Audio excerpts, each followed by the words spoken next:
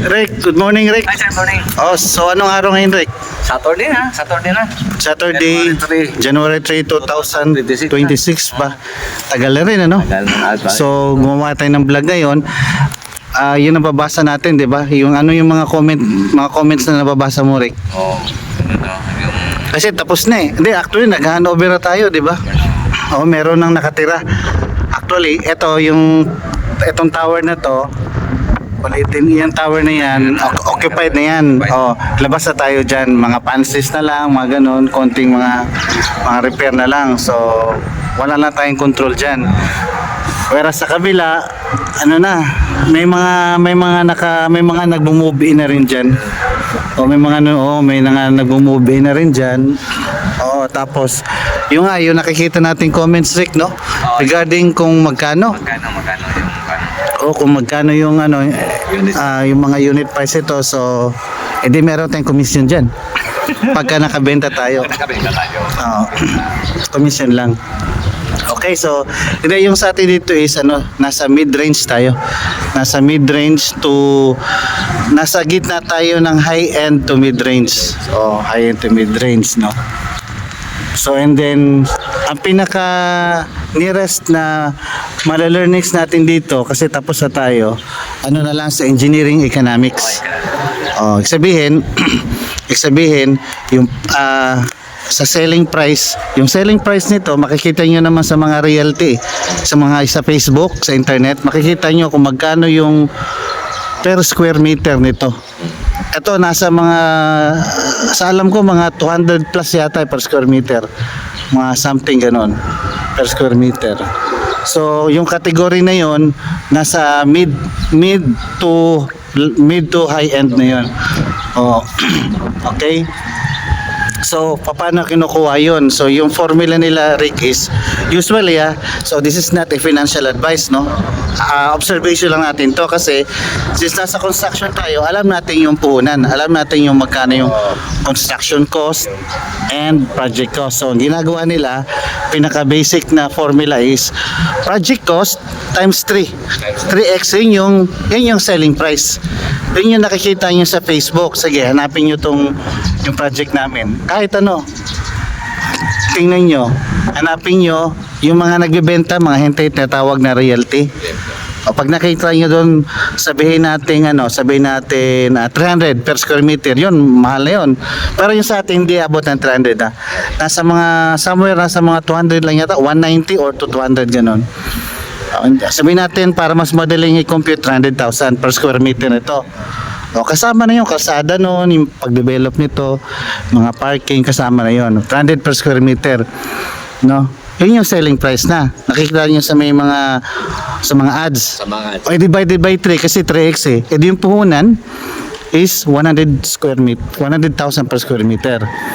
O, tapos yung another 100,000 noon, yung second part nun is kasi 3 parts yung second part nun is which is 100 per square meter, yun yung magkikater ng yung tawag nun, yung mga taxes, yung mga ahente, mga artista. Tapos yung remaining na one part, yung 1/3 o 100,000 per square meter, yun yung profit na. Profit na. Okay, sabihin natin example itong isang tower na to 1 billion. Ang ginastos natin nito, Rick, 1 billion, example lang 1 billion. So ang benta nito ang benta na to ng marketing sa mga ads is 3 billion. I-divide sa ilang kwarto yan, i-divide yun na yun. Lalabas na 190 or 200 per square meter.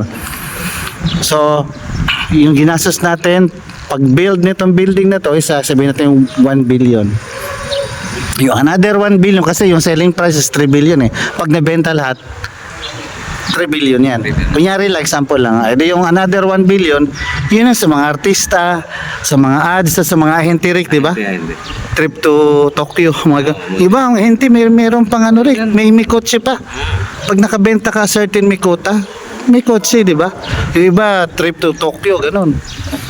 Kasi syempre naman, kunya example lang 1 billion eh. Hindi kayo, tapos kunyari pagka yung mga neighbor nagreklamo, Rick, na baha, na nasira yung kalsada, yun na yung gagastusin mo doon.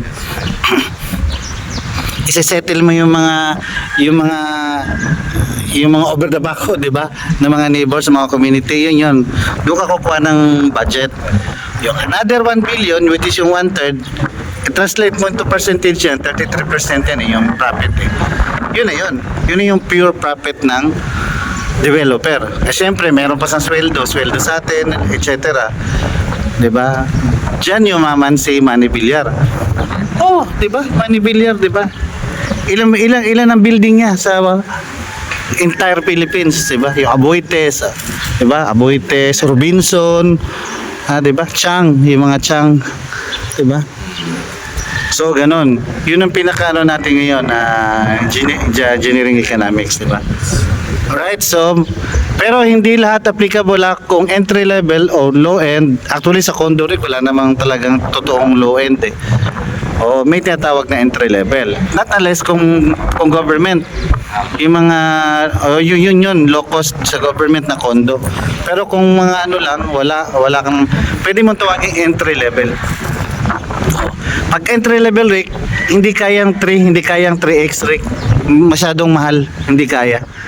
O hindi hindi magmamatch yung itsura ng building mo, ng condo mo sa presyo, walang bibili. So ang ginagawa nila, 2x lang, 2x o 2 malaki na yung 2.5. O, wala ka namang amenities, wala kang swimming pool, wala kang mga parkinganan. Tapos hindi mo pwedeng i-adapt yung 3x mo, hindi mabebenta, mahal masyado. So, di ba? So, ganun, mga 2x lang to 2.2. Malaki na yung swerte na pabenta mo ng 2.5x. Alright, so yun lang muna Rick, no? Tapos kasi binabagay din natin yung sitwasyon sa mga learnings natin, di ba? Ano, Happy New Year na lang ha? Happy New Year. Sige. Tapos anong New Year's resolution mo? Ha? Na gagawa natin maraming videos. Oh.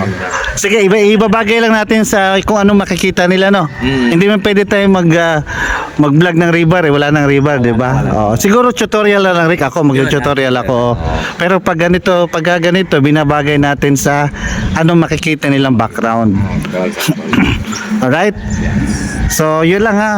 Many more vlogs to come. Ha? Sige, thank you. Okay.